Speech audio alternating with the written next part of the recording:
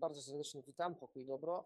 Zanim przedstawię mojego gościa, to najpierw taki krótki wstęp, że kilka dni temu oficjalnie rozpoczęła się prezentacja relikwii, czyli tego, co zostało ze śmiertelnych resztek świętego naszego ojca Franciszka w Rzymie, w Bazylice świętego Franciszka. Są wystawione te relikwie, można je przez miesiąc odwiedzać, adorować, spotkać, zobaczyć. Dotknąć się nie da. W tym czasie, kiedy no właśnie była ta wiadomość, że to się rozpoczęło i jak wiele osób jest, usłyszałem bardzo konkretne głosy niektórych moich znajomych, że to jest takie trochę makabryczne. Wyciąganie kości, jakieś takie prezentowanie, jakieś takie może coś bardzo średniowiecznego, może jakaś forma dla niektórych wręcz no, taka magiczna, po co to robić, czy to dzisiaj, w dzisiejszych czasach jest jeszcze taka potrzeba. I zanim jakoś zebrałem się, żeby odpowiedzieć na to pytanie, dowiedziałem się, że właśnie ty wybierasz się do Asyżu i będziesz akurat w tym czasie, kiedy są wystawione relikwie i że będziesz również, bo zapytałeś się, czy jest taka możliwość, chciałeś, żeby te relikwie również zobaczyć. Więc mówię, zapytam się ciebie i właśnie teraz przedstawiam mojego rozmówcę, Krzysztof Widawski, profesor Uniwersytetu Wrocławskiego, ale teraz jakbyś tam poddał. Wydział Nauk o Ziemi i Kształtowania Środowiska, Instytut Geografii i Rozwoju Regionalnego i Zakład Geografii Regionalnej i Turystyki. Tak, czyli jednym słowem pan, który przygotowuje studentów, aby potem też między innymi, tak, towarzyszyli ludziom jako przewodnicy turystyczni.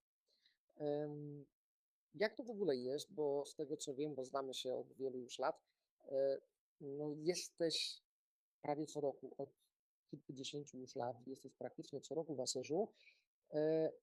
Jak to się dzieje, że no jesteś ciągle w tym mieście i ci się jeszcze nie znudziło i w tym roku, tym razem nie sam z przyjaciółmi, tylko z całą twoją rodziną wybierasz się do Asyżu?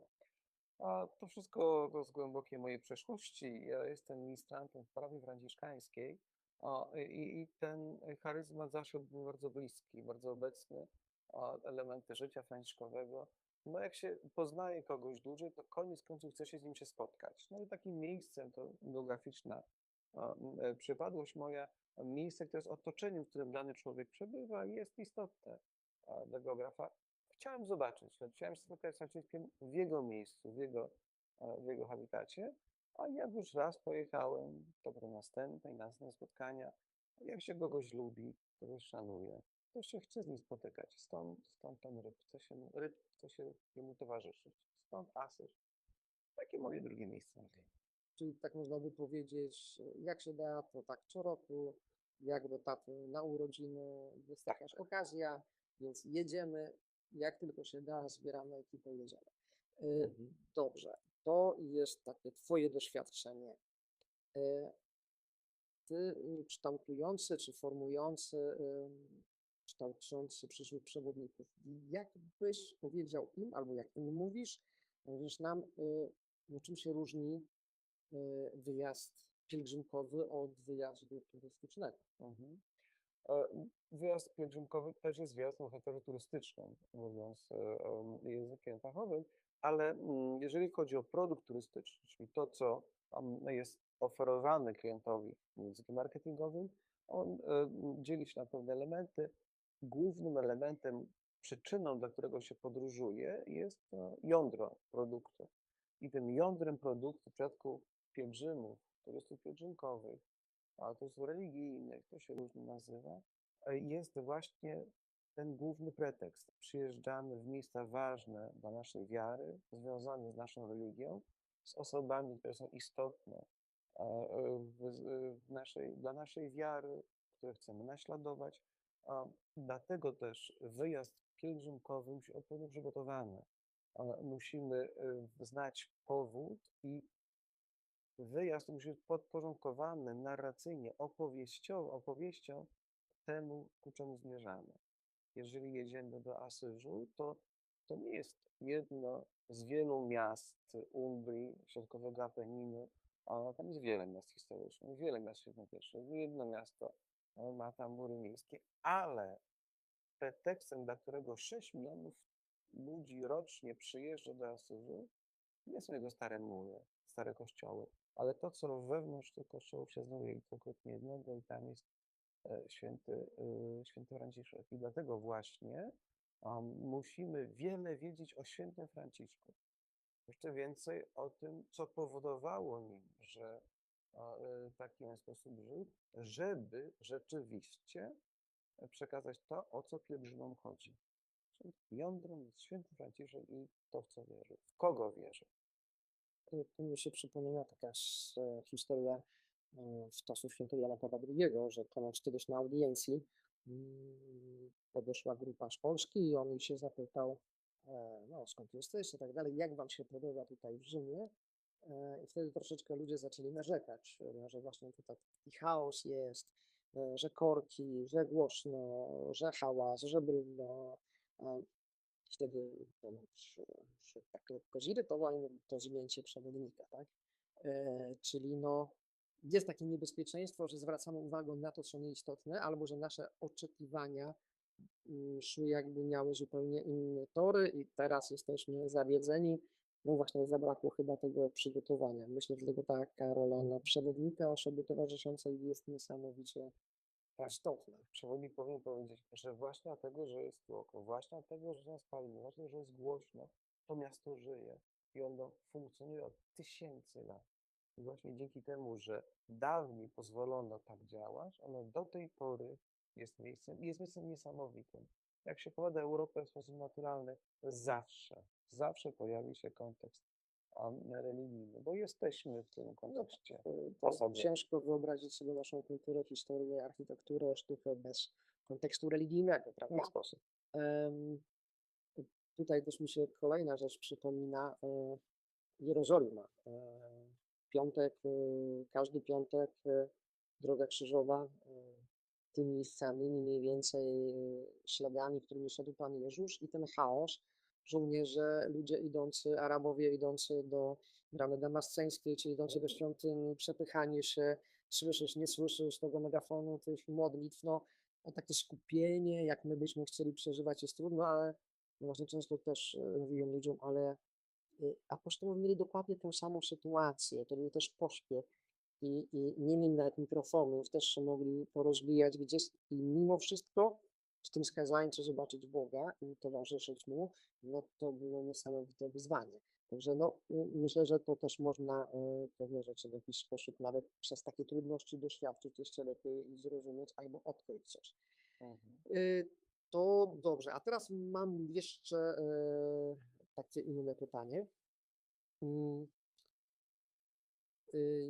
Jedziesz do Świętego Franciszka, będziesz widział te relikwie. Jak ty widzisz to spotkanie? Czy to będzie takie troszeczkę z dreszczykiem, bo będę oglądał kości? Czy może jakoś inaczej? Jak ty to będziesz przeżywał, albo jak ty się na to nastawiasz? Jak będę przeżywał, nie wiem. Znaczy wiem, ale tego nie będę po sobie poznawał. Na pewno mnie to poruszy. W jakiś sposób zobaczymy. Ale jak się tego nastawiam, to jest dla mnie spotkanie. To jest ten moment, kiedy możemy prawie się zobaczyć. Wierzymy w święte obcowanie. Tak. W każdym miejscu. Bo przestrzeń i czas jest własnością Pana Boga i nie ma to ograniczeń. Ale tak po człowieczemu zobaczyć świętego Franciszka, bo ja nie będę oglądać kości, pozostałości. To jest taka wersja przejściowa Franciszka. Żył na świecie, żyje dalej, pozostawiwszy to, co z powodu grzechu pierworodnego musi ulec rozkładowi, ale to zostanie potem powołane z powrotem do życia. To jest taka wersja przejściowa, to tak jak kobieta, umaluje się, nie umaluje się, umaruje się, cały czas jest piękną kobietą. Franciszek jest.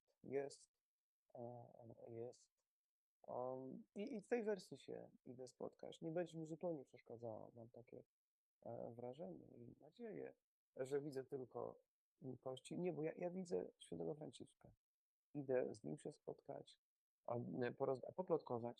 poplotkować. Modlitwa to jest rozmowa. No, trudno, oczywiście Boża Mama. on sam z niej korzysta, żeby to wsparcie. Ale trudno o lepsze wsparcie z może mamy niż święty Franciszek. Także mam nadzieję, że po raz kolejny się spotkamy, tylko bardziej, tylko bliżej. Tak to czuję. Taką To mam. jest w taki szczególny sposób, Tak. również fizyczny.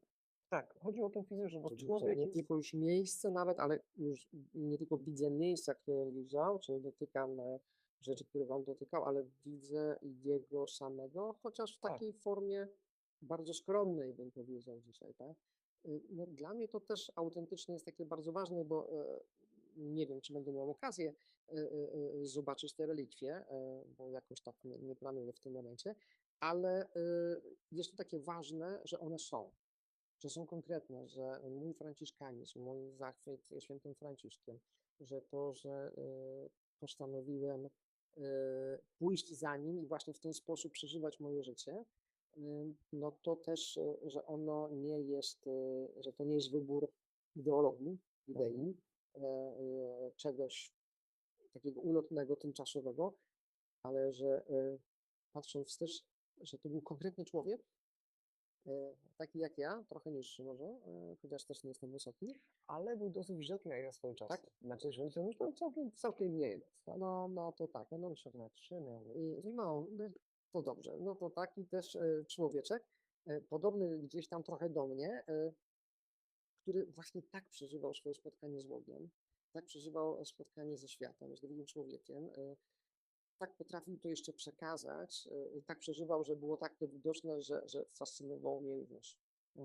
Wielu tysięcy ludzi, ale również mnie. I dla mnie to jest takie ważne, że to jest taki konkret, tak jak z Panem Jezusem, jak z sakramentem, że musi być ta fizyczność, że to nie jest jakiś tylko koncept, jakaś idea, jakiś pomysł, tylko rzeczywiście to jest ktoś, kto coś przeżył i tym dalej inspiruje. I tutaj jest jeszcze kwestii tego powołania i spotkania. Chciałem tu takie świadectwo małe dać, bo to nie jest tak, że my jedziemy nawiedzić szczątki, bo historia troszkę jest inna w moim wypadku. Z wielu względów z rodziną nie będę mógł być w październiku, bo znowu w październiku jesteśmy w Asyżu, kiedy świętujemy razem ten tranzytu, czy przejście z życia doczesnego do życia wiecznego, moment śmierci Franciszkowej narodziny Miewa, nie będziemy całą rodziną.